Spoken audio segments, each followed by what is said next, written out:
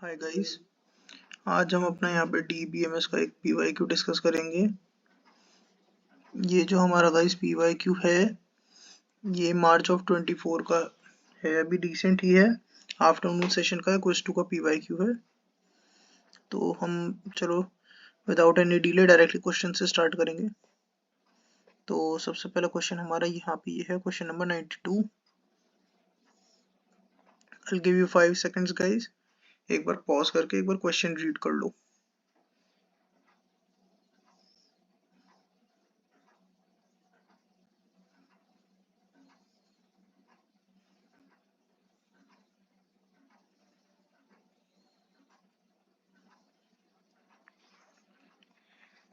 तो चलो गाइस, अब हम क्वेश्चन देखते हैं एक बार। हमें दिया हुआ है P और Q दो रिलेशंस हैं, DP एक डिकम्पोजिशन है P का, एंड वो बेस्ड है सेट M पे, जो कि उसकी फंक्शनल डिपेंडेंसीज है। सिमिलरली DQ एक डिकम्पोजिशन है Q का और उसकी फंक्शनल डिपेंडेंसीज हैं सेट N के अंदर। अब हमें ये पता है कि इन दोनों में से DP और DQ में से एक 3NF है, एक 2NF है। अब ये चेक करने के लिए कि एक 3NF कौन सा 3NF है, कौन सा 2NF है, हमें देखना है मिनिमल कौन सा टेस्ट नीडेड है। पहला ऑप्शन है test whether both are in 3NF, test whether both are in 2NF, test whether one of them is in 2NF, test whether one of them is in 3NF। देखो test सबसे पहले option से देखते हैं, weather both are in 3NF। हमें पता है ये टेस्ट डेफिनेटली फेल होगा, मिनिमल टेस्ट ये नहीं है, क्योंकि एक ही 3NF है तो एक ही सही प्रूव होगा, तो दूसरा टेस्ट जो हम करेंगे वो वेस्ट ही जाना है हमारा, तो इसलिए ये मिनिमल टेस्ट नहीं रहेगा। Second option both are in 2NF, एक 2NF में हमारा एक 3NF में, तो हमें पता है ये तो डेफिनेट है कि दोनों 2NF में है ही, तो इस चीज के लिए हमें टेस्ट करने के लिए कोई जरूरत नहीं है। Similarly third option test whether one of them is in 2NF, हमें पता है दोनों ही 2NF तो हैं ही, हमें ये चेक करना है उस दोनों में से कौन सा जो उसके एक लेवल अपर है 3NF है, तो हमारा आंसर होगा test whether one of them is in 3NF। हमें ये चेक करना कोई एक 3NF है या नहीं है। अब हम चेक करेंगे कि मान लो DQ को चेक किया 3NF है या नहीं, अगर वो 3NF निकलता है तो वेल एंड गुड, तो DQ 3NF और DP 2NF हो गए। बट अगर DQ 3NF नहीं निकलता है तो ये इसका मतलब हो गया DQ है 2NF, और DQ 2NF है तो इसका मतलब डेफिनेट है कि DP हमारा 3NF है, तो इससे डायरेक्ट हमारा क्लासिफिकेशन हो जाएगा और ये मिनिमल टेस्ट आ जाएगा हमारा। नेक्स्ट क्वेश्चन अब हम देखेंगे गाइस, ये क्वेश्चन 93। एक बार आप क्वेश्चन देखो, मैं आपको 5 सेकंड्स दूंगा, क्वेश्चन रीड करो।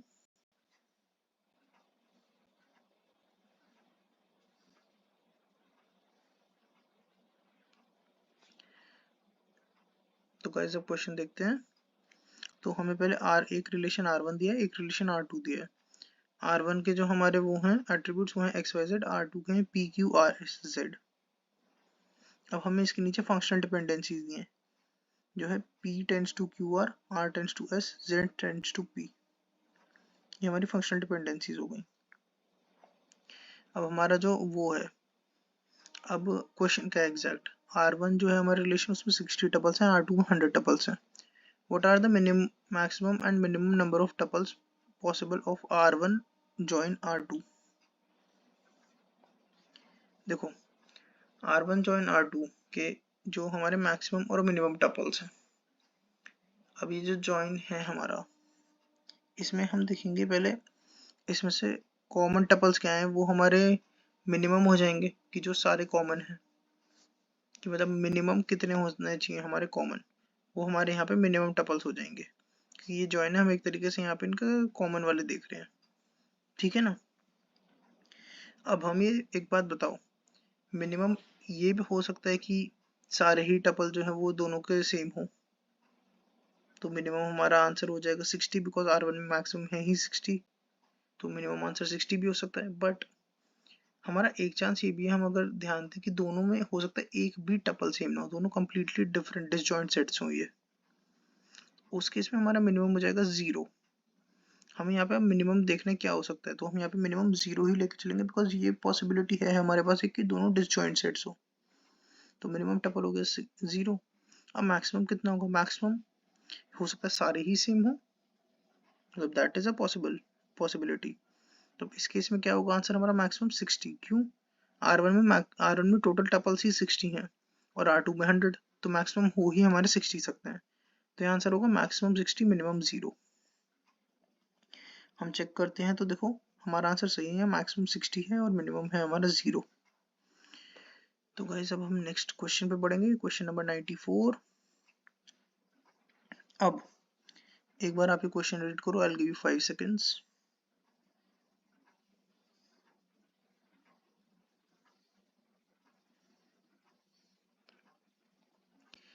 तो चलो गाइस अब क्वेश्चन एक बार देखते हैं। हमें यहाँ पे एक टेबल गिवन है जिसमें हमें 4 attributes A B C D की डिफरेंट डिफरेंट वैल्यूज गिवन है, मतलब कॉम्बिनेशन ऑफ वैल्यूज है इन सब के हमारे। अब हमारी फंक्शनल डिपेंडेंसीज दी हुई हैं। एक तो फंक्शनल डिपेंडेंसी एक B tends to C and second one is multi value dependency A double tends B C. अब हमारी इस टेबल में ये डिपेंडेंसीज वैलिड हैं। तो हमें देखना है एक्स वाई जेड और पी, एक्स वाई पी और क्यू के वैल्यूज क्या क्या आएंगे। अब हमारे बी टेंड्स टू सी है हमारा। अब अगर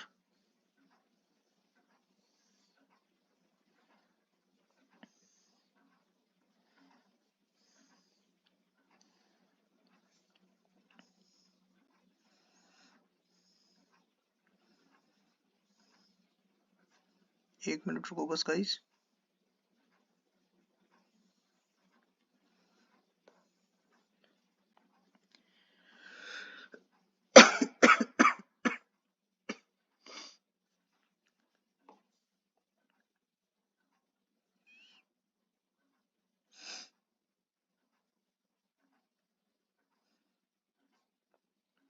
देखो बी टेंड्स टू सी है हमारा और हमें एक्स की वैल्यू निकालनी है, ठीक है।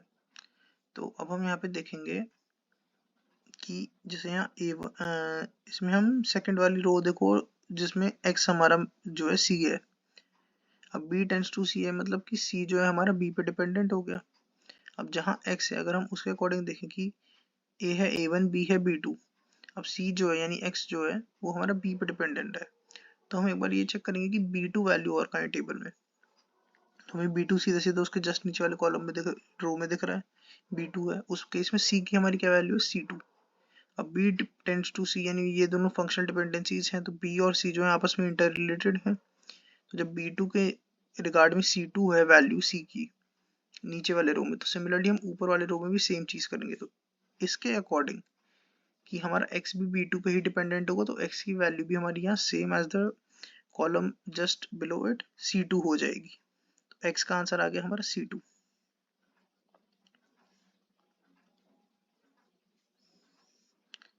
अब हमें देखनी है y की वैल्यू। तो गाइस y जो है हमारा d है। अब d हमें ये गिवन है कि d जो है किसी पे भी डिपेंडेंट नहीं है। तो हमें ये देखना है कि जो रिलेशन इसमें एग्जिस्ट ना करता हो ये ऑलरेडी कंडीशंस के अकॉर्डिंग, वो हमें यहाँ पे निकालना है। हमारा ए बी सी की वैल्यूज है a1 b2 c2 है, जहाँ पे y वाला हमारा मिसिंग है थर्ड रो में। अब हमें देखना है जो सिमिलर वैल्यूज हैं ये वाली ए बी सी की, इन सिमिलर वैल्यूज पे हमें डी की कोई डिफरेंट वैल्यू चूज करनी होगी। जैसे इसके जस्ट ऊपर वाले टेबल में ए की वैल्यू a1, बी की वैल्यू b2, सी की वैल्यू अभी हमने x की यहाँ पे निकाली c2। तो ये तीनों वैल्यूज मैच कर गई। अब हमारा डी इनमें से किसी पे डिपेंडेंट नहीं है तो हम यहाँ पे डिफरेंट लेंगे डी फिर, कि जो इनके तरह सेम ना हो, इस पूरे पे डिपेंडेंट नहीं है। तो जैसे यहाँ D2 है तो हम यहाँ y में ले लेंगे D1, बिकॉज हमें दिखाने डिपेंडेंट नहीं है किसी पे भी। तो y की वैल्यू आ गई D1। अब हमें चेक करना है P और Q की वैल्यू। P और Q हमारा वंस अगेन B और C है। अब हमें ये देखना है कि A जो है ना वो B और C दोनों B और C दोनों जो है A पे डिपेंडेंट है हमारे, ठीक है।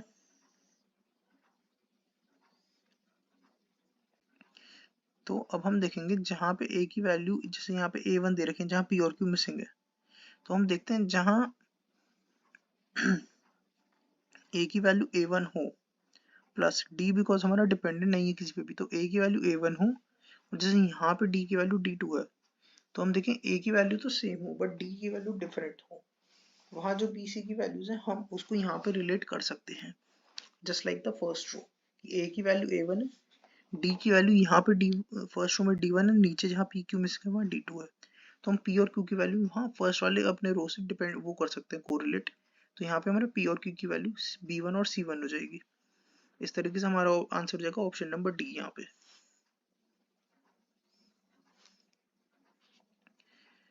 तो गाइस अब एक आगे अगला क्वेश्चन चेक करते हैं।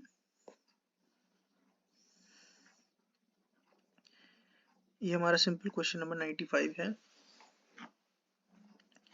इसमें गाइस हमें एक टेबल गिवन है। अब हमें बस ये बताना है which of the following functional dependencies hold on cars table instance. हमें बस ये बताना है हमारे ऑप्शंस में से कौन सी ऐसी डिपेंडेंसी है जो कार्स टेबल में हमें पता है एग्जिस्ट करेगी। अब हम ऑप्शंस चेक करेंगे। Car ID dependent on car name dependent on car ID. Car ID जो है हमें दिख रहा है सारी यूनिक है, तो कार नेम हमको हम डेफिनेटली कार आईडी से मैप कर सकते हैं, तो ये डिपेंडेंसी हमारी ट्रू हो जाएगी। Car name dependent on price. अब प्राइस जो है हमारे हमें पता है कि वो है नहीं है, यूनिक नहीं है, बिकॉज फरारी एंड अल्फाटोरी दोनों का प्राइस सेम है 2 लाख। तो प्राइस जो है एक यूनिक फैक्टर नहीं हुआ, तो कार नेम प्राइस पे डिपेंड नहीं करेगा। सिमिलरली कार नेम हमारे यहाँ कंट्री पे भी डिपेंड नहीं करेगा, because for different car names हमारे पास सेम कंट्री भी अवेलेबल है, तो ये भी एक यूनिक फैक्टर नहीं है। अब यहाँ पे है प्राइस कंट्री, कि प्राइस जो है हमारा कंट्री डिपेंडेंट है। अब हम देखेंगे प्राइस जो है हमारा कंट्रीज के अकॉर्डिंग, जहाँ कंट्री सेम है वहाँ पे प्राइस सेम है, जहाँ कंट्रीज डिफरेंट है वहाँ प्राइस चेंज हो रहा है। तो मतलब प्राइस जो है हमारा कंट्री के अकॉर्डिंग चेंज हो रहा है हम देखेंगे, और जो कंट्री सेम है वहाँ पे प्राइस चाहे कार कोई सी भी हो प्राइस सेम रहेगा, तो इसलिए प्राइस हमारा कंट्री पे भी डिपेंडेंट है। तो ऑप्शन ए और डी होगा यहाँ पे। अब नेक्स्ट देखते हैं।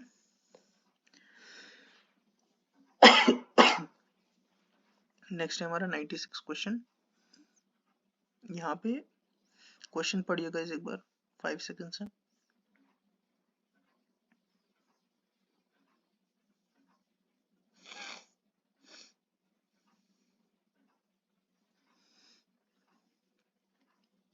हाँ तो गाइज यहाँ पे हमें एक रिलेशन दिया है स्टूडेंट, जिसमें हमें 3 एट्रीब्यूट्स हैं, roll number, name and marks. अब अगर सारे स्टूडेंट्स के सेम मार्क्स हैं तो इनमें से कौन सी डिपेंडेंसी सही नहीं रहेगी, मतलब जो कौन सी डिपेंडेंसी जो गिवन है वो गलत है। हमें पता है सारे स्टूडेंट्स के नाम मार्क्स सेम है, तो पहले है marks dependent on name. Since marks सबके नेम है तो मार्क्स सबके सेम है, तो नेम के बेस पे वो डिफरेंट नहीं हो रहे, तो इसका मतलब जो marks based marks dependent on name ये सही नहीं है, तो इसका मतलब कि ये डिपेंडेंसी सही नहीं है, तो हमारा ये ऑप्शन एक करेक्ट हो जाएगा। नेक्स्ट है roll number based on marks. Roll number हमारा इटसेल्फ एक यूनिक कॉलम है, वो हर स्टूडेंट का यूनिक होगा, वो मार्क्स के ऊपर डिपेंड नहीं है, बिकॉज मार्क्स सबके सेम है तो रोल नंबर सबका सेम नहीं हो सकता ना, तो इसलिए ये हमारी गलत है क्योंकि ये चीज सही है।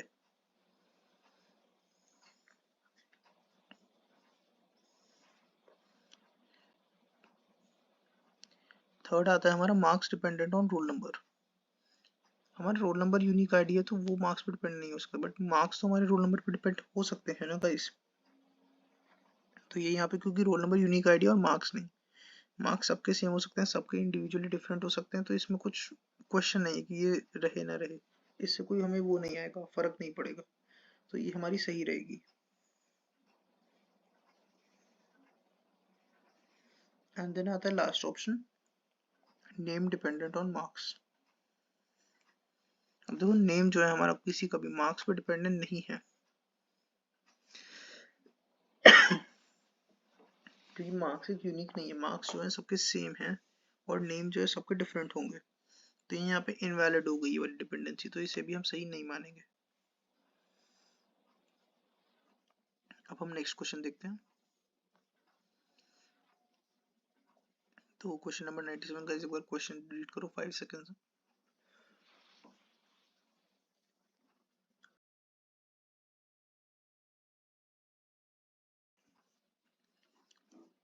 अदरवाइज क्वेश्चन में हमें एक रिलेशन दिया है सॉन्ग्स, जिसमें हमारे पास अलग अलग एट्रीब्यूट्स हैं, song name, artist, genre, duration और एल्बम, और उसकी फंक्शनल डिपेंडेंसीज दी हुई हैं 3।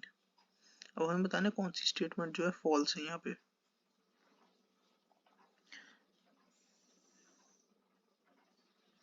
सबसे पहले होगा सॉन्ग्स जो है वो हमारा 2NF है, अब हमारा ये जो है ये चेक करना है अब हमें कि सॉन्ग्स जो हमारे ये रिलेशन गिवन है वो 2NF है या नहीं। तो अब इसे चेक करने के लिए हम सबसे पहले क्या याद करेंगे अपनी 2NF की प्रॉपर्टीज। तो 2NF की प्रॉपर्टीज क्या क्या होती है, सबसे पहले तो वो 1NF में हो, दूसरा उसकी कोई पार्शियल डिपेंडेंसी ना हो, कि मतलब नॉन प्राइम एट्रीब्यूट जो है कोई ऐसा नॉन प्राइम एट्रीब्यूट ना हो जिसपे वो डिपेंडेंट हो। बट हम यहाँ पे अगर इसकी फंक्शनल डिपेंडेंसीज देखें तो चलो सॉन्ग नेम हमारा प्राइम एट्रीब्यूट है बट आर्टिस्ट जो है हमारा नॉन प्राइम एट्रीब्यूट है। आर्टिस्ट हर सॉन्ग को यूनिक नहीं होगा, एक आर्टिस्ट के एक से ज्यादा सॉन्ग्स हो सकते हैं। तो जॉनर आर्टिस्ट पे डिपेंड नहीं करेगा हमारा, तो ये नॉन प्राइम एट्रीब्यूट हो गया। तो ये चीज सही नहीं है, तो मतलब ये 2NF में नहीं है, तो हमारा पहला स्टेटमेंट जो है फॉल्स है।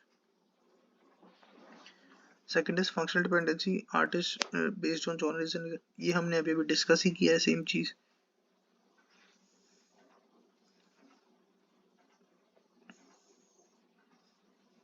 एक्चुअली सॉरी गाइस, ये वाली स्टेटमेंट हमारी फॉल्स होगी। आर्टिस्ट डिपेंड मतलब genre depend on artist, because genre artist का यूनिक हो सकता है बट स्टिल हमारा जो रिलेशन है 2NF में नहीं है। बिकॉज अगर हम थर्ड डिपेंडेंसी देखें इसकी album and song name, duration depends on album and song name, तो ये वाली चीज हमारी फॉल्स है। बिकॉज यहाँ पे अब हम चेक करेंगे तो ड्यूरेशन जो है पार्शियली डिपेंडेंट हो गया एल्बम पे भी सॉन्ग नेम पे भी।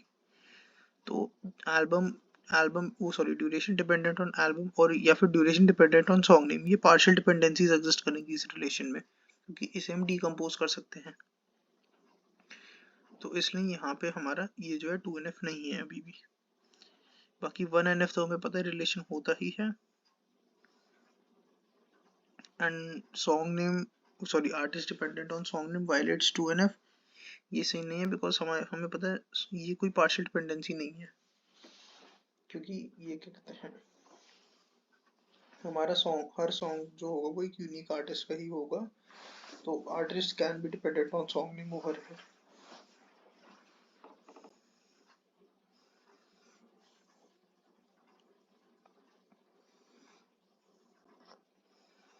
बिकॉज सॉन्ग नेम जो है हमारा यहाँ पे गाइस वो ऐसा होता है, हर सॉन्ग जो होता है वो पर्टिकुलर एक आर्टिस्ट का होता है। तो आर्टिस्ट सॉन्ग नेम को डिपेक्ट करे, सॉन्ग नेम आर्टिस्ट को, दोनों चीजें ही दोनों रिलेशन हमारे एग्जिस्ट कर सकते हैं। तो इसलिए ये रिलेशन वायलेट नहीं करेगा 2NF को, बिकॉज पार्शियल डिपेंडेंसी नहीं, कंप्लीटली डिपेंडेंट है artist according to his song name. हम नेक्स्ट क्वेश्चन देखते हैं। हमें ये बाइनरी सर्च गिवन है, अब हमें करेक्ट इंसर्शन ऑर्डर देखना है।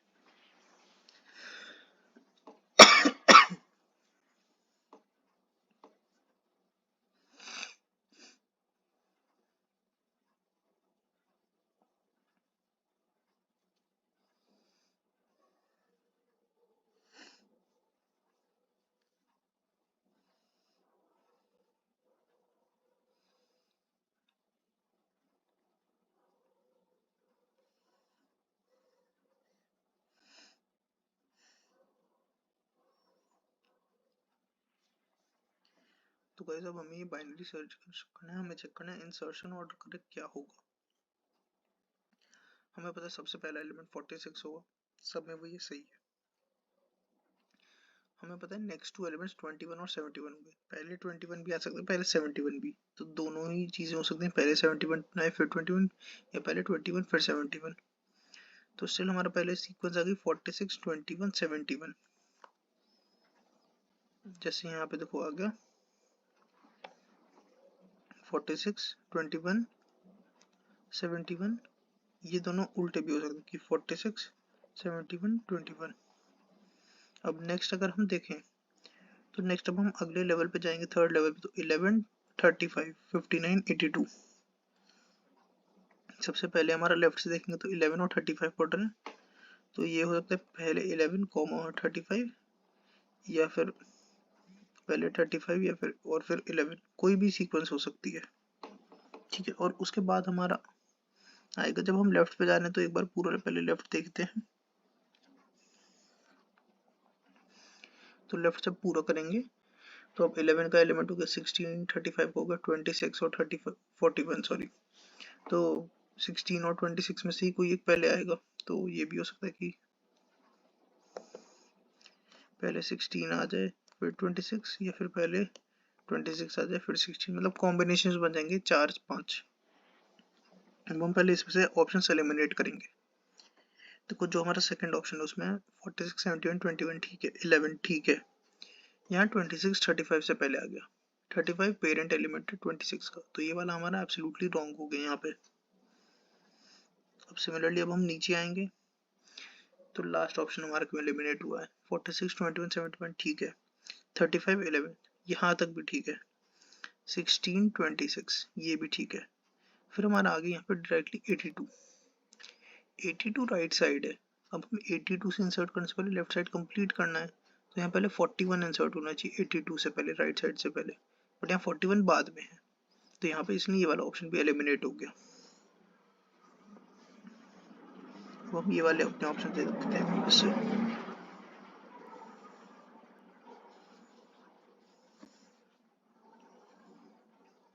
तो अब हमारे पास ये पहला ऑप्शन और थर्ड ऑप्शन, ये दो ऑप्शन बचते हैं। जब हम इंसर्ट करेंगे तो अब यही दो ऑप्शन बचेंगे हमारे, बिकॉज ये करेक्ट सीक्वेंस फॉलो करें, correct order of a binary search tree. तो चलो गाइस अब एक बार नेक्स्ट क्वेश्चन पे बढ़ते हैं। ये हमारा क्वेश्चन नंबर 99।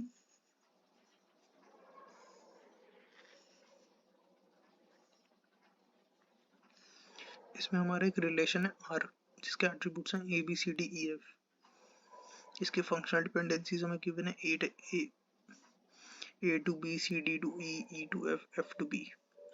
अब हमें बताना है total number of candidate keys कितने होंगे। तो चलो गिनते हैं।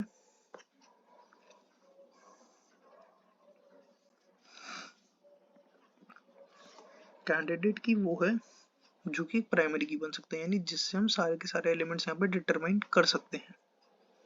वो हम यहाँ पे देखेंगे कौन सा ऐसा एलिमेंट है जिससे सारे के सारे एलिमेंट्स डिटरमाइन हो जाएंगे। चलो पहला ऑप्शन देखते हैं हम, A to B। हम A से B डिटरमाइन करेंगे, पर फिर उसके आगे क्या, तो हमारे पास A आ जाएगा, B आ जाएगा। क्या हमारा इसके आगे A का या B का कोई रिलेशन है कि A से कुछ और एलिमेंट बन रहा हो या B से कुछ और, नहीं। तो हमारे अब ये दोनों ही, ना A होगा ना B, दोनों ही कैंडिडेट कीज नहीं होंगे। तो हम यहाँ पे ऊपर वो लिखेंगे चलो कि जो जो कैंडिडेट कीज नहीं हो सकते, A और B नहीं हो सकते, हमें ये कंफर्म हो गया। नेक्स्ट ऑप्शन आता है हमारा C D।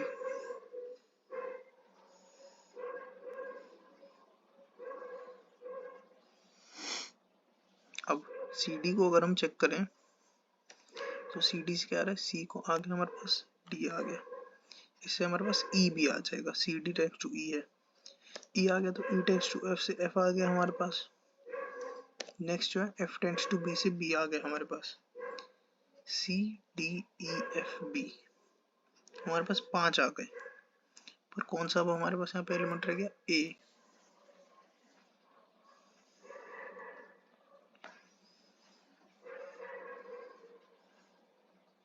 तो ये भी हमारा कैंडिडेट की नहीं होगा इस तरीके से।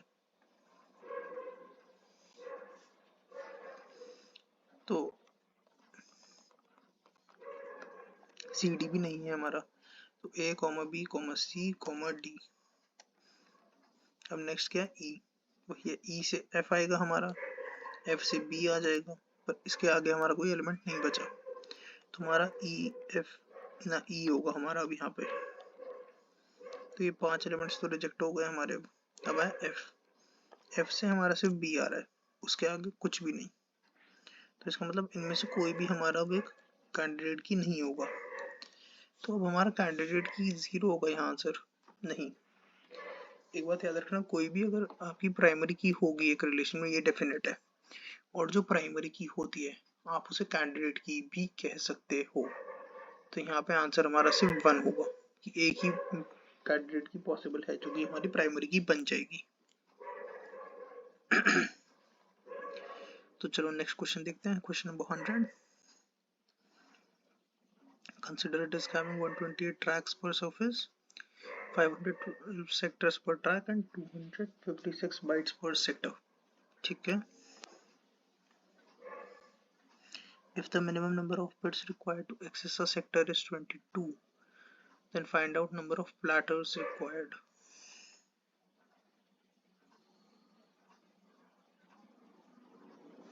तो चलो इस क्वेश्चन को हम सॉल्व करेंगे। एक बार क्वेश्चन दोबारा पढ़ लो गाइस। ये एक न्यूमेरिकल क्वेश्चन है, बहुत इजीली सॉल्व हो जाते हैं न्यूमेरिकल क्वेश्चंस हमारे, क्योंकि इसमें हमें कुछ नहीं मतलब सिंपल फॉर्मूलाज लगाने होते हैं। तो एक बार इस क्वेश्चन को तुम लोग खुद पढ़ के एक बार देखो, हम 10 सेकेंड्स बाद खुद सॉल्व करेंगे फिर से।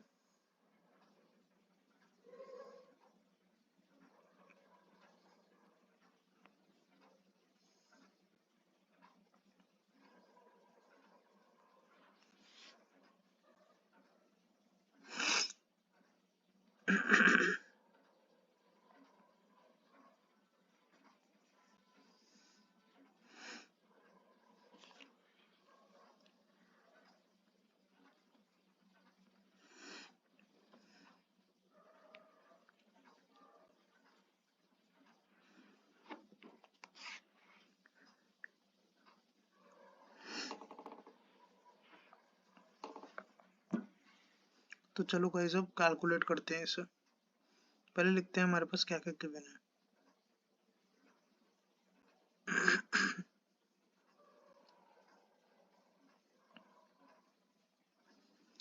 तो देखो यहाँ पे हमारे ट्रैक्स जो हो गए वो है 128 पर सेक्टर, सेक्टर्स पर ट्रैक हो गए हमारे, sorry tracks per surface, sectors per track हो गए 512 और बाइट्स पर सेक्टर हो गई 256।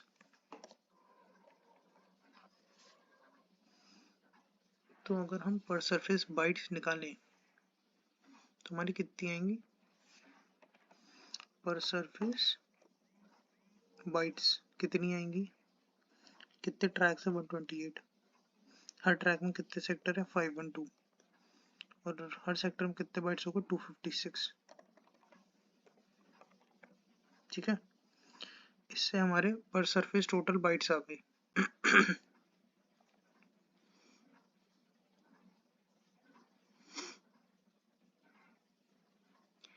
अब हमारे एक सेक्टर को एक्सेस करने के लिए हमें 22 बिट्स रिक्वायर्ड है। ठीक है,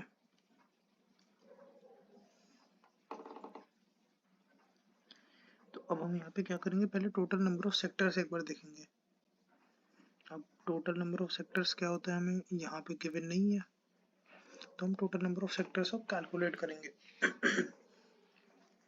टोटल नंबर ऑफ सेक्टर्स का हमारा बहुत सिंपल फॉर्मूला था। अब हमें यहाँ पे निकालना है find out number of platters.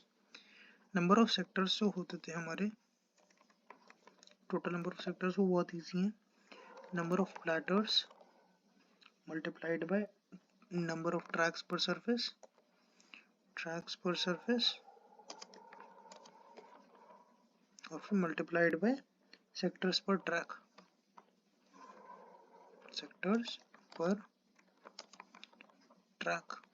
तो अगर हम यहाँ पे कैलकुलेट करें, अब नंबर ऑफ सेक्टर्स कितने हैं हमारे, हमें ये देखना है। बहुत सिंपल है, हमें पता है एक सेक्टर को एक्सेस करने के लिए 22 बिट्स रिक्वायर्ड है। तो हमारे यहाँ पे बहुत सिंपल था, 2 की पावर n, मतलब जितने बिट्स रिक्वायर्ड है उसके वो पावर में डाल दो तो हमारे नंबर ऑफ सेक्टर्स आ जाते हैं। तो ये एक तरीके से हो गया 2 की power 22 equal to number of platters, तो हमें निकालने number of platters multiply by tracks per surface, tracks per surface है 128 multiply by sectors per track, sectors plus per track है हमारे 512। अब अगर इसे सिंप्लीफाई किया जाए तो हमारा आंसर क्या आएगा, यहाँ पे p जो होगा यहाँ पे 2 की power 22 divided by 2 raise to the power क्या हो जाएगा अब हमारे यहाँ पे 128 का मतलब है 2 रेज टू दी पावर कितनी होगी 7 और 512 का मतलब है 2 रेज टू दी पावर 9, तो 7 प्लस 9 होता है 16, तो यहाँ पे होगा 2 रेज टू दी पावर 16। तो अगर अब हम इन्हें डिवाइड कर दें तो ये आ जाएगा हमारा 2 raise to the power 6, number of platters 2 raise to the power 6 मतलब 64। तो इसका आंसर होगा हमारा 64। ये बहुत ही सिंपल फॉर्मूला है, तो हमें कुछ टेंशन लेने की जरूरत नहीं है यहाँ पे आंसर 32 है, बट आंसर हमारा हमने खुद कैलकुलेट किया डायरेक्टली फॉर्मूला से, वो 64 आ रहा है। तो इसका मतलब यहाँ पे आंसर जो है ये गलत है।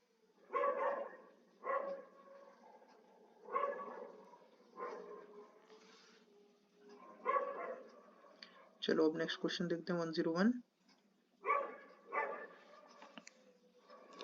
ठीक है, consider a string of pending block references in given order, system has a buffer with 3 slots, assume that initially buffer is empty. If LRU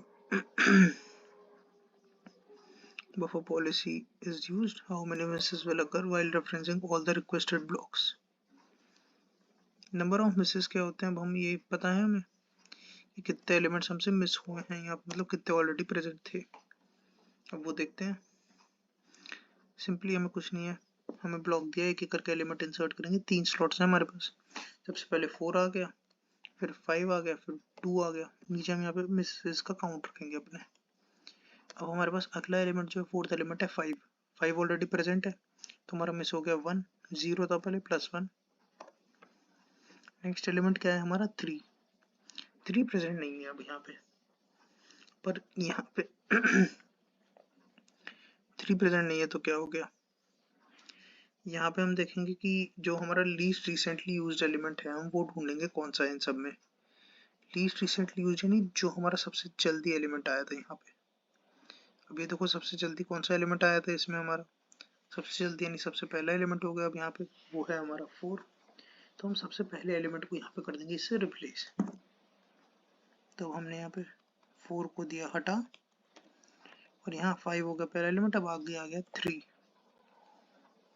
अब नेक्स्ट आया 4, 3 के बाद अब 4 हो गया हमारा 4 गए यहाँ पे हमारा हट।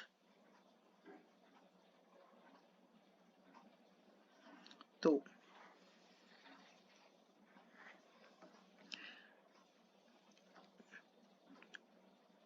4 हट गया, तो अब हमें यहाँ पे 4 ऐड करना पड़ेगा। तो 4 हम लास्ट में करेंगे ऐड। अब यहाँ पे रिसेंटली यूज हो गया था हमारा 5, जो सबसे पहले यूज हुआ था, तो हम यहाँ पे 5 को हटा देंगे। स्लॉट्स हमारे पास 3 ही है, तो हमने 5 को दिया हटा। अब नेक्स्ट एलिमेंट कौन सा है, वो है हमारे पास 2। 2 ऑलरेडी प्रेजेंट है, तो यहाँ पे +1। अब 2 के बाद आया हमारा 5। 5 यहाँ पे प्रेजेंट नहीं है तो 5 करेंगे अब हम ऐड। 5 ऐड करेंगे तो सबसे पहला लीस्ट रिसेंटली है 2, तो उसे हम देंगे यहाँ से हटा। देन हमारे पास 5 ऐड हो गया। 5 के बाद 3 और 4। हमारे पास 3 भी प्रेजेंट है, हमारे पास 4 भी प्रेजेंट है।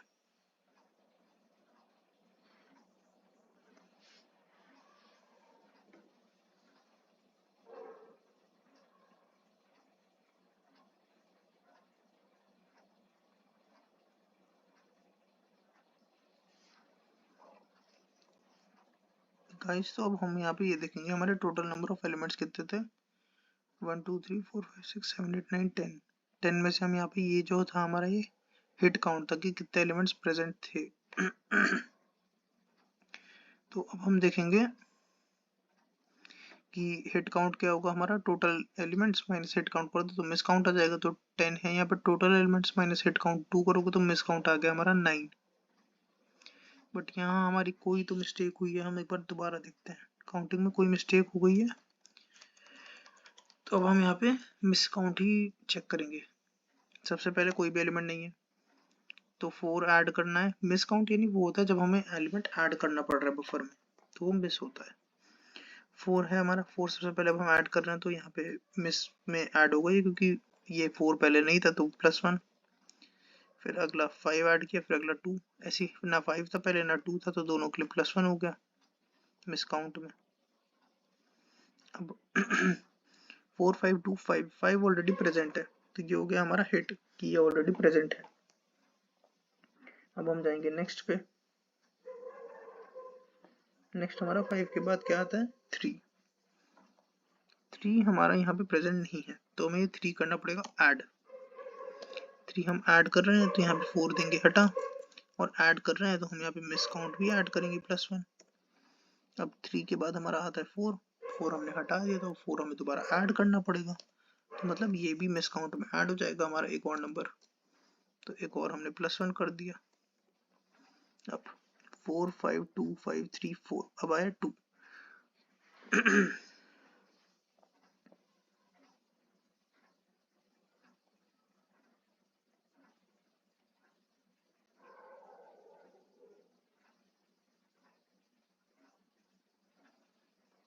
एक सेकंड गाइस,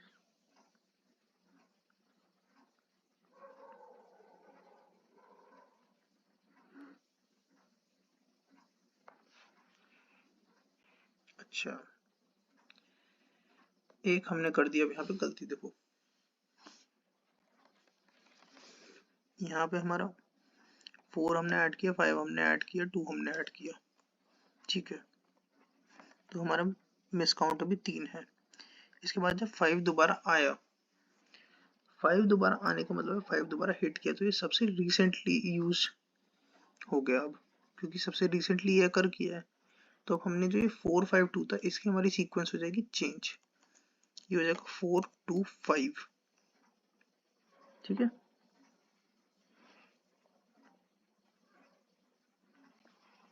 तो अब हम जब रिप्लेस करेंगे अपना रिप्लेस, अब हमें अगला करना होगा 3 आया, 3 नहीं है तो 3 को अब हम करेंगे रिप्लेस, यानी ऐड करेंगे, तो 4 यहाँ से हटा के 3 यहाँ पे आ जाएगा अब हमारा। तो +1 प्लस 3 के बाद 4, 4 भी नहीं है अब यहाँ पे, तो 4 को भी हमें ऐड करना है। तो 2 को हम देंगे हटा और 4 को देंगे कर यहाँ पे ऐड, तो फिर से +1। अब अगला क्या है, 4 के बाद आया 2, 2 को भी हमने हटा दिया, तो 2 अब ऐड करना पड़ेगा। तो हमने यहाँ पे 2 ऐड किया, +1 हो गया। अब अगला एलिमेंट 2 के बाद है 5, 5 हटा दिया, तो 5 ऐड करना पड़ेगा अब हमें। 5 ऐड करने के लिए 3 हटा दिया हमने, तो फिर से +1। 3 हटाया, अब हमारा 3 आया है, तो 3 को ऐड करने के लिए 4 हटा देंगे, 3 को ऐड करेंगे, +1 हो गया अब हमारा। फिर अब लास्ट में हम देखेंगे 4 जो है हमारा, 4 हमने हटा दिया, तो 4 को ऐड करने के लिए 2 हटाएंगे, तो 4 ऐड करेंगे तो +1 फिर से। अब हम यहाँ पे टोटल कर लेते हैं, मिस रेशियो हमारा 1 2 3 4 5 6 7 8 9, हमारा मिस रेशियो यहाँ पे आ गया 9, जो कि हमारा आंसर गिवन है। ये बहुत ध्यान से करना का, छोटी छोटी मिस्टेक हो जाती है इसमें। अब नेक्स्ट क्वेश्चन क्या है हमारा, देखते हैं। हमें 2 टेबल्स दी हुई हैं, देखो स्टूडेंट और कोर्स, ये एक डेटाबेस है यूनिवर्सिटी, उसमें प्रेजेंट है। अब हमें नीचे दिए हुए पाइथन प्रोग्राम का आउटपुट बताना है। देखो शुरू में ये जो है डेफ कनेक्ट, ये हमारे काम का नहीं है जब आउटपुट बताना है हमें। हमें सीधी पहले क्वेरी देखनी है एसक्यूएल की क्या है। Select ID from student comma course, select करनी है हमें आईडी, इसमें से स्टूडेंट और कोर्स को हमने ज्वाइन कर दिया। Except all, select ID from student, except all, select ID from student, ठीक है। अब इसका आंसर हमारा क्या आएगा, ये देखो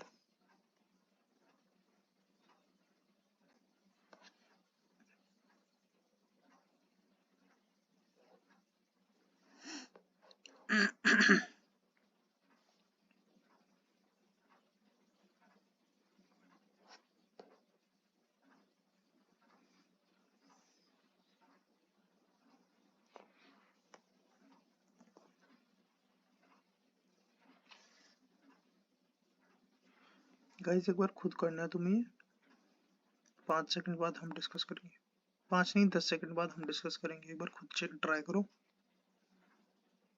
बहुत सिंपल कोड है।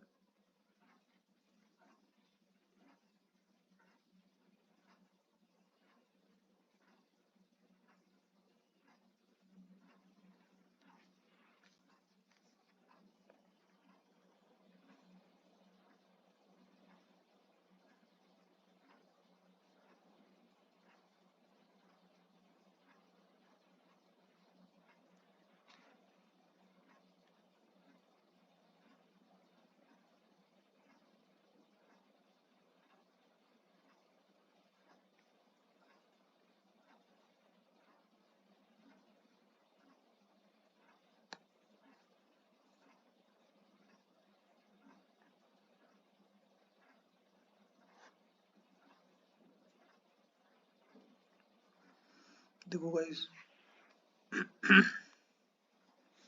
हमने सबसे पहले अब हम एनालाइज करेंगे इसे। पहले एसक्यूएल स्टेटमेंट जो है हमारी उसे एनालाइज करते हैं। Select ID from student comma course. हमने स्टूडेंट कॉमा कोर्स किया तो हमारे यहाँ पे एक तरीके से एसक्यूएल जॉइन क्रिएट हो गया अब यहाँ पे। अब एसक्यूएल सॉरी जॉइन कर रहा हूँ मैं, I am sorry, Cartesian product create हो गया, यानी क्रॉस जॉइन। दोनों को हम क्योंकि मैच कर रहे हैं, अब एक दूसरे में मल्टी मैच कर रहे हैं, यानी मल्टीपल मैचेस बना रहे हैं। तो अब तो टोटल हमारे जो वो बन जाएंगे इस जॉइन के अंदर रिकॉर्ड्स, वो कितने बनेंगे, 5 ये हैं, 4 ये हैं, तो 5 इंटू 4 20 रिकॉर्ड्स इन टोटल आ गए। अब हमने कर दिया फिर except all select ID from student. जब हमने ये कर दिया तो अब यहाँ से क्या होगा, हमारा जो कार्टेशियन प्रोडक्ट में सारी रोज आई थी जो इसे मैच करें वो सारी हट जाएंगी। अब हमें पता है सोर्स सॉरी कोर्स टेबल में तो कोई भी ऐसा कॉलम है नहीं जो जिसका नाम आईडी हो, तो एक्सेप्ट ऑल की जो कंडीशन है यहाँ पे हो जाएगी हमारी फेल। इसके फेल होने की वजह से अब हमारा जो यहाँ पे रिजल्ट आएगा, रिजल्ट आ जाएगा हमारा एक सिंटैक्स एरर। तो अब हम इसका आंसर देखेंगे। आंसर का यहाँ गिवन है 10, बट यहाँ 10 इसलिए नहीं आ सकता, 10 ये आंसर जो है हमारा बट रॉन्ग होगा, बिकॉज जब हमने एक्सेप्ट ऑल कर दिया,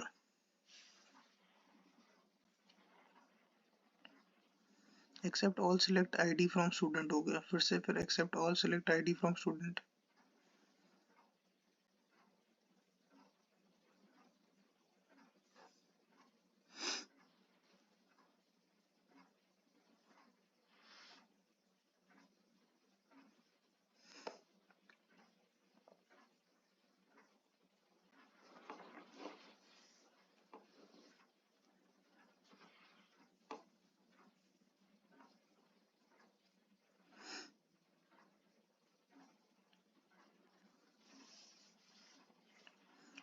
गाइस अगर इसे अब हमने अभी जैसे शुरू से एनालाइज किया इसे, तो हमारा आंसर एक बेटर है सिंटैक्स एरर। अब हम इसे एक बार लास्ट से एनालाइज करते हैं इसी क्वेरी को। देखो लास्ट में हमारा सबसे पहले सिलेक्ट आईडी फ्रॉम स्टूडेंट हमने सिलेक्ट करी, तो हमारे 5 रिकॉर्ड्स आ गए यहाँ पे, ठीक है। और फिर इसके ऊपर आ गया select ID from student except all select ID from student. ये सिलेक्ट आईडी फ्रॉम स्टूडेंट ये रिकॉर्ड्स आने थे, बट एक्सेप्ट ऑल हमने करा यही रिकॉर्ड्स के लिए। तो अब हमारे इसमें जब हम ये नीचे की 3 स्टेटमेंट देखेंगे, इनके अकॉर्डिंग हमारे अब 0 रिकॉर्ड्स हैं यहाँ पे हमारे रिजल्टेंट सेट में, इन तीनों के स्टेटमेंट को कंक्लूड करने से। अब जब यहाँ एक्सेप्ट इसके ऊपर क्या है, select ID from student comma course except all, और यहाँ पे आंसर है 0, कोई भी स्टेटमेंट नहीं है, तो इसमें जो सिलेक्ट होने वो सारे सिलेक्ट हो जाएंगे एक तरीके से, बिकॉज यहाँ नीचे हमारा कोई जब रिकॉर्ड ही नहीं है तो हम किससे मिसमैच करेंगे, किससे मैच या मिसमैच कर सकते हैं, वो किसी से भी नहीं। तो अब हमारा यहाँ पे जो आएगा वो सिलेक्ट आईडी, तो ये सारे रिकॉर्ड्स जो इसमें आएंगे वो सारे रिकॉर्ड्स हो जाएंगे। अब क्योंकि डिपार्टमेंट नेम हमारा कॉमन है, हम देखेंगे डिपार्टमेंट नेम एक कॉमन आईडी है, तो हमारे 5 इंटू 4 डायरेक्टली नहीं हो जाएंगे नंबर ऑफ कार्टेशियन प्रोडक्ट्स जो है। जब हम इसका वो बनाएंगे एक वो क्या कहते हैं, मल्टी मैचिंग करेंगे जब इनकी आपस में, जब इनका क्रॉस प्रोडक्ट एक्चुअल में डिजाइन करेंगे, तो आप चेक करेंगे इसके 10 रिकॉर्ड्स बनेंगे, क्योंकि डिपार्टमेंट नेम कॉमन हमारा कॉलम है। तो जब 10 कॉलम्स बनेंगे तो हमारा इन टोटल जो है 10 रिकॉर्ड्स आएंगे, और ये सारे रिकॉर्ड्स यहाँ पे सिलेक्ट हो जाएंगे। तो यहाँ पे हमारा जो काउंट जब हम करेंगे निकालेंगे आंसर में, तो वो 10 आएगा, तो यहाँ पे आंसर 10 हो जाएगा। चलो गाइस नेक्स्ट क्वेश्चन देखते हैं। तो क्वेश्चन नंबर 103-104 के लिए हमारे गिवन है डेटा, तो हम एक रिलेशन आर दिया है जिसके attributes P Q R S T U V हैं, और फंक्शनल डिपेंडेंसीज ये हैं S implies pq, q implies r, p to t, t to uv, v to s। अब इनमें से कौन सा लॉसलेस जॉइंट डिकम्पोजिशन है ये देखना है। लॉसलेस का मतलब है देखो आपस में सारे हमें अभी भी मिल रहे हैं रिलेशंस।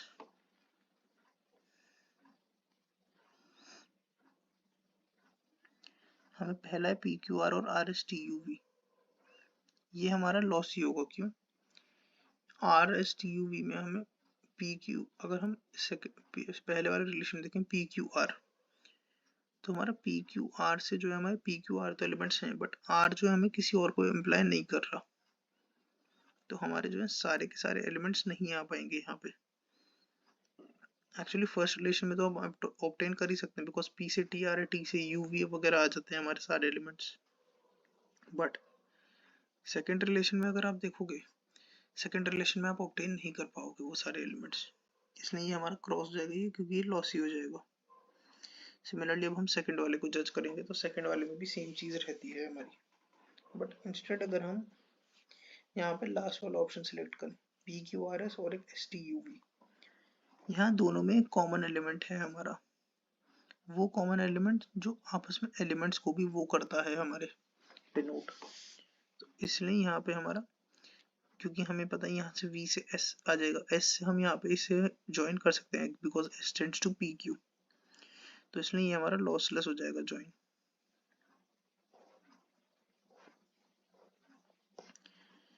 तो अब नेक्स्ट क्वेश्चन देखते हैं एक बार बस, ये हमारा शायद लास्ट क्वेश्चन होगा गाइस, नहीं अभी और भी क्वेश्चंस हैं, कोई बात नहीं।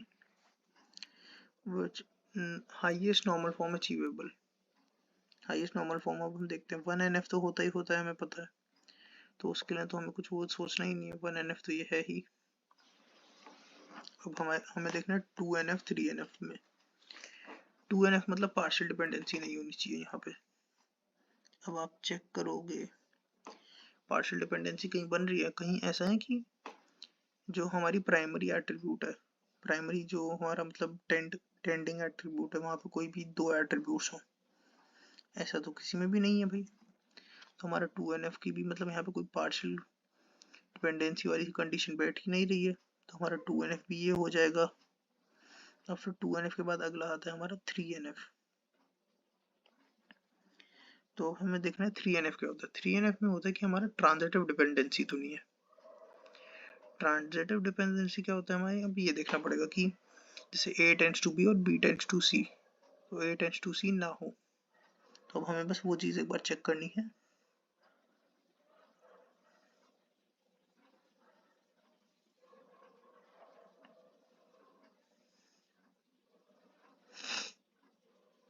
तो एक बार अब देखो यहाँ पे कहीं ट्रांजिटिव डिपेंडेंसी दिख रही है क्या आपको?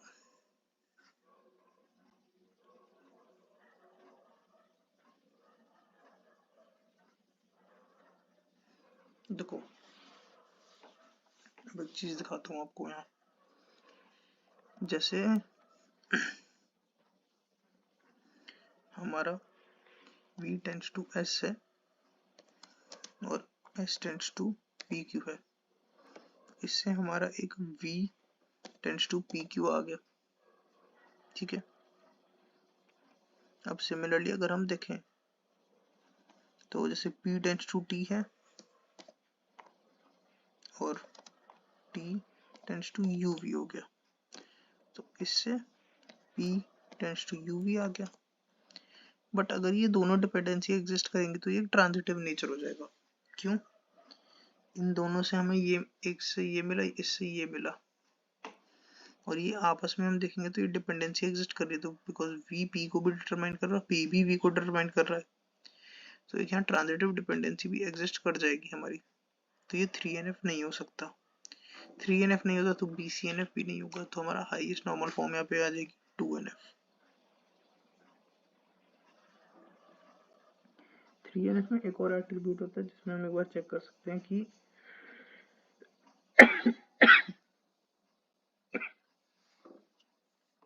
सारे नॉन की कॉलम जो होते हैं वो प्राइमरी की से वो होने चाहिए हमारे रिलेटेड। अब नॉन की कॉलम सारे अगर प्राइमरी की से रिलेटेड होने चाहिए, जैसे R है हमारा नॉन की कॉलम है यहाँ पे, बिकॉज R किसी को भी डिनोट नहीं कर रहा, तो क्या R हमारा प्राइमरी की से डिनोटेड है? हम देखें अगर, तो उसके हिसाब से हमारी Q होनी चाहिए प्राइमरी की, बट Q से सिर्फ R मिल रहा है हमें और R से कोई और एलिमेंट मिल नहीं रहा, तो Q से हम सारे एलिमेंट्स को यहाँ पे सारे एट्रीब्यूट्स को डिटरमाइन कर नहीं सकते, तो Q हमारी प्राइमरी की नहीं होगी, तो इसमें भी हमारा 3NF यहाँ पे फेल कर जाता है। अगर ट्रांजिटिव वाला समझ नहीं आता तो इससे भी आप देखेंगे तो यहाँ से भी फेल कर जाता है। तो इस वजह से भी हाईएस्ट इसकी 2NF ही होगी। अब गाइस नेक्स्ट क्वेश्चन देखते हैं, तो एक बार रीड करो।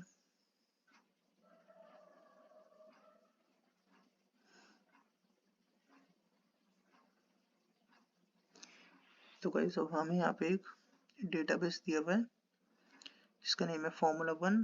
अब इसमें अलग अलग डिटेल्स हैं, अलग अलग एट्रीब्यूट्स हैं, driver ID, driver name, race, points, team name, team budget, और इसके नीचे यहाँ पे इसकी वो है फंक्शनल डिपेंडेंसीज। तो हमें इसके बेस पे अब क्वेश्चंस आंसर करने हैं अपने। पहला क्वेश्चन है which of the following violate the condition for the given relation to be in 2NF। 2NF का मतलब क्या है, पार्शियल डिपेंडेंसी नहीं होनी चाहिए। तो अब इसमें ऑप्शंस क्या है, सबसे पहला है ड्राइवर आईडी, ड्राइवर नेम को वो कर रहा है डिटरमाइन।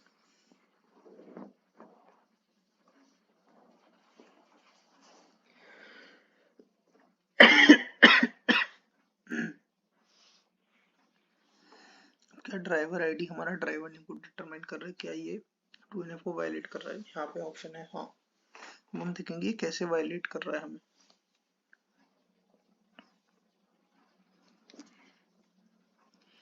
क्या ड्राइवर आईडी से हम ड्राइवर नेम निकाल सकते हैं? नहीं, तो कोई जरूरी नहीं है। क्यों? हर ड्राइवर आईडी पे हाँ हमें पता है नेम वो होता है, ड्राइवर आईडी यूनिक होती है, हमें पता है, पर क्या ये जरूरी है हर ड्राइवर आईडी पे, मतलब हर ड्राइवर नेम जो है वो यूनिक हो? तो हम ड्राइवर आईडी के बेस पर डायरेक्टली नेम डिटरमाइन नहीं कर सकते। हम नेम के बेस पर डिफरेंट आईडीज चेक कर सकते हैं, बट यहाँ आईडी के बेस पे हम नेम डिटरमाइन नहीं कर पाएंगे। तो इसलिए यहाँ पे ये जो है पार्शियली डिपेंडेंट रहा। सिर्फ ड्राइवर आईडी के बेस पे हम नहीं पता कर सकते कौन सा बंदा है, क्योंकि सेम नाम के दो भी बंदे हो सकते हैं। तो सिर्फ आईडी के बेस पे डिटरमाइन करना मुश्किल है हमें। आईडी के बेस पे हमें नेम मिल जाएगा, बट एग्जैक्ट पर्सन कौन है हमें ये नहीं मिलेगा। तो इसमें ये जो है पार्शियल डिपेंडेंसी हो जाती है एक। सेकंड है ड्राइवर आईडी कॉमा रेस के बेस पे पॉइंट्स। ये हम डिटरमाइन कर सकते हैं। हमने ड्राइवर आईडी हमें पता है कौन सा बंदा है, प्लस हमने देख ली उसने कौन सी रेस में खेला है, तो उससे हम देख सकते हैं कि कितने पॉइंट्स हैं उसके। ये वायलेट नहीं करता, ये तो फुली डिपेंडेंट है, ये सही है रिलेशन। ड्राइवर आईडी से टीम नेम, अब देखो ये भी जरूरी नहीं है। अब एक टीम के लिए मल्टीपल ड्राइवर्स खेल सकते हैं जिनकी आईडीज होंगी अलग अलग, तो हम ड्राइवर आईडी के बेस पे यूनिकली आइडेंटिफाई नहीं कर पाएंगे यहाँ पे टीम नेम को। ये भी एक पार्शियली डिपेंडेंट चीज होगी, क्योंकि सिर्फ ड्राइवर आईडी के बेस पे आप नहीं बता सकते टीम का नेम। तो इसलिए ये भी हमारी पार्शियल डिपेंडेंसी हो गई। और टीम नेम के बेस पे टीम बजट, हर टीम का टीम नेम देख के हम टीम बजट बता ही सकते हैं, हमारे पास रिकॉर्ड रहेगा प्रॉपर जब। तो ये हमारी प्रॉपर डिपेंडेंसी है। तो यहाँ पे आंसर हमारा हो जाएगा फर्स्ट और थर्ड सही है जो कि। नेक्स्ट क्वेश्चन देखते हैं, which of the following decomposition will help to achieve 2NF। तो ये गाइस हमारा लास्ट क्वेश्चन है। 2NF का मतलब है हमारी पार्शियल डिपेंडेंसी नहीं होनी चाहिए। देखो हम यूनिकली अगर आइडेंटिफाई करें, ड्राइवर पहला है ड्राइवर आईडी के बेस पे ड्राइवर नेम, ठीक है, आईडी के बेस पे हम नेम चेक कर लेंगे कौन सा है, यूनिकली देख लिया हमने, सिर्फ नेम देखना है, देख सकते हैं हम। Driver ID comma race comma points, हाँ ड्राइवर आईडी और रेस के बेस पे हम पॉइंट्स निकाल सकते हैं, हाँ क्यों नहीं। थर्ड है ड्राइवर आईडी, टीम नेम और टीम बजट। ड्राइवर आईडी से टीम नेम आ सकता है, ड्राइवर आईडी से टीम नेम आ गया, टीम नेम से टीम बजट भी आ गई, ये भी कोई पार्शियल डिपेंडेंसी नहीं रही। फिर आता है second option, driver ID, race, points और team name.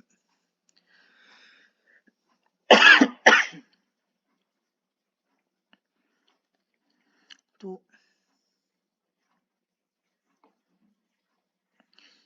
Driver ID, race और पॉइंट्स ठीक है हमारा, बट यहाँ पे हमारा टीम नेम का रेसेस में कोई वो नहीं रहेगा सिग्निफिकेंस, तो इसका कोई फायदा नहीं है हमारा।